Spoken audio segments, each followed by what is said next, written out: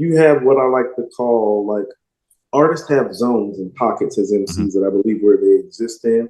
Okay. And when we talk about them and their greatness, we tend to go to their greatest attribute or Hmm. attributes. So let's take somebody like a Rakim or a Black Thought, whose greatest attributes are their lyrical propensity, Hmm. density, and word usage without cursing. You get what I'm saying? Okay. You go to somebody like Nas, it's the storytelling and the insightful project window view that he provides. It's almost like it's very Langston Hughes like Okay. from the Harlem Renaissance when Nas is rapping. You get what I'm saying? Yeah. Mm. Just the stories are grimy or the times are grimy. You know, Right. very much like that. When he's in that zone, well, he's hard to beat. When Rakim's in that zone, he's hard to beat. When Black Thought's in that zone, he's hard to beat. Hmm. When Jay's in that conversational flow zone, Yeah. oh, that's the zone where he's hard to beat. And so part of why Imaginary Players is so special, in my opinion, is because well, that's that conversational flow, Jay. That's that guy that you're talking about is the greatest MC of all time. If you feel that Okay. way, like Yeah. if you're one of the people that feel he's the greatest MC of all time, that's the dude you're talking about. Okay. Like when I tell people Nas is the greatest MC of all time, like it's a totality of things, but in a vacuum, it's like no, it's that guy on Verbal Intercourse and Hmm. Take It in Blood. It's like no, that guy. There's nothing you can do with that guy. That guy that's on Imaginary Players. It's like oh, well, ain't too much you can do with that guy except like send him the guy that's on Take It in Blood or the guy that's on Microphone Fiend in '88. You Hmm. know what I'm saying? Yeah. The guy in '97 whose picture is on my wall, it's like he's on that level when he gets in that zone, in that space. And so it's like this is one of those records that I think it's important because it's like, no, this is Jay the MC that you Hmm. should remember and want to remember. And if you are MC, be afraid of. Yeah. It would be terrifying if this person was bringing that at me, Yeah. like as an artist, not Yeah. like as a human being, but like as just as an artist. It'd be like, Yeah. well, Artistically speaking. can't Yeah. do anything with that. Can't do anything with it. I Yeah. don't know. It's hard to beat that. Yeah. Um, I remember. I've told you also before. This is off subject a little bit from this particular song, but the secondary introduction I had to his music was the the remix of the Black Album that Danger Mouse did, the Gray Yeah. Album, Yeah. that where he Yeah. matched it up with the Beatles. So Mm-hmm. that's where I became that was one of my other entrance points to his music.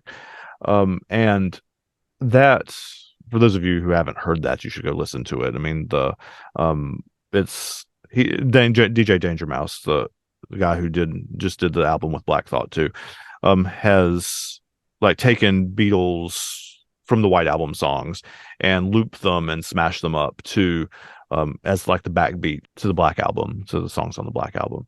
And I've probably listened to that more than just about any other hip hop album ever.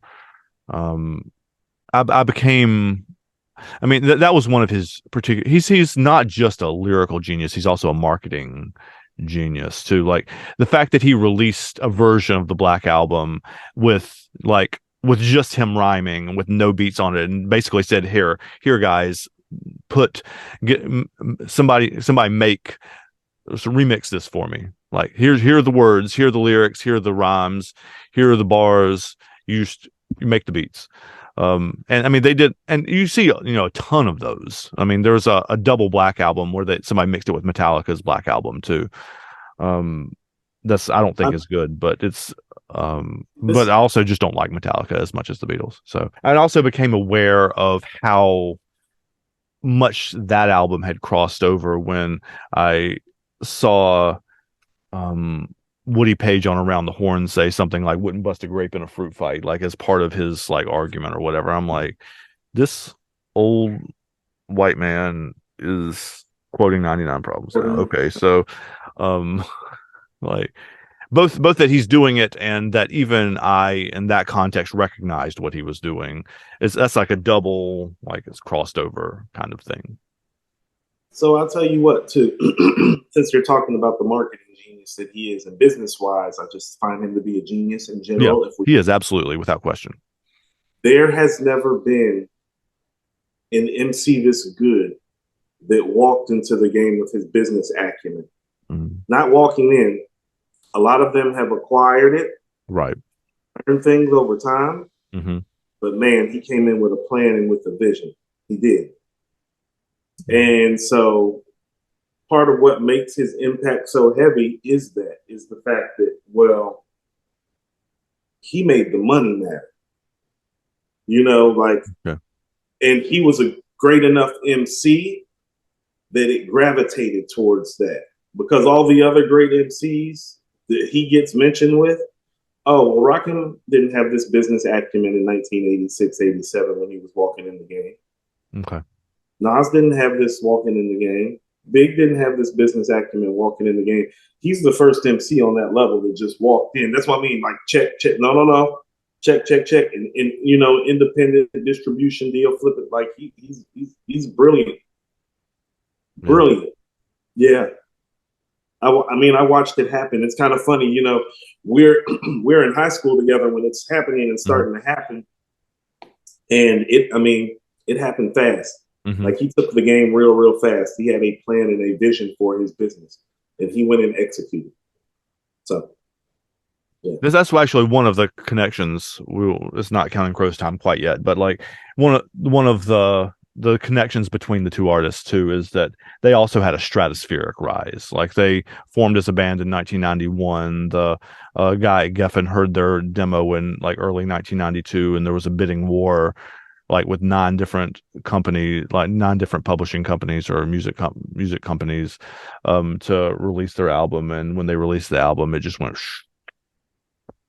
so it was very similar. I don't know that Adam Duritz, the singer, had the same intent, but it definitely like took off in the same kind of way. So which makes an interesting frame for talking about Mr. Jones, because that song is both the vehicle that caused the stratospheric rise and is a song that comes before it. So it's talking about like sitting in a bar. The basic frame is sitting in a bar watching and thinking about being famous, right? So it's an interesting contrast and an interesting point of connection between the artists too. They both I thought Jay had a pretty fast rise too, and he did, from what you've said, because he came in with a plan. This is how I'm going to do this, and he is completely independent of his MC skill, like an incredible businessman. Like he is, and even if, I mean, neither of us dislike his music, but even if you did dislike his music, you can't dismiss his business acumen. Like, even if you don't like anything that he ever said. Right. Even if you're not a fan of him, you got to respect the hustle. The first song on Double Doubt is Can't Knock the Hustle. Mm-hmm. The first record on Magnum Opus, Can't Knock the Hustle. And he's absolutely right. Yeah. We do dirt like worms, produce G's like sperm, the legs spread like germs. Man, yeah. I'll have to go back to Reasonable Doubt. I've heard pieces of it a long time ago, but like, it's not. Okay, so I'm a fan, big fan of the infamous by Mobb Deep, and find that album to be what I would call one of those borderline top 10 albums, as in it's one of the 10 to 20 greatest albums I've ever heard, in my opinion. Okay. And I did a Patreon of Reasonable Doubt and the Infamous, and Reasonable Doubt beat the Infamous, and I was a little surprised by that. And I'm saying that to say that would probably make Reasonable Doubt a top 15 rap album. Like all time? Easy. All time. Yeah, all time.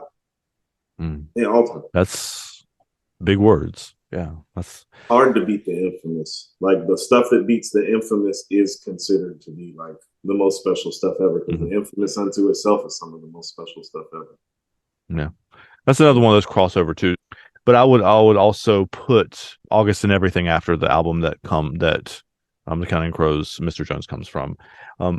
That album belongs in the 1990s, not all time, but like in the 1990s, on the up on the level with Nevermind and Pearl Jam's 10 and Jagged Little Pill and Melancholy and the Infinite Sadness. It belongs on that level, and it had that same Tragic Kingdom, same cultural impact.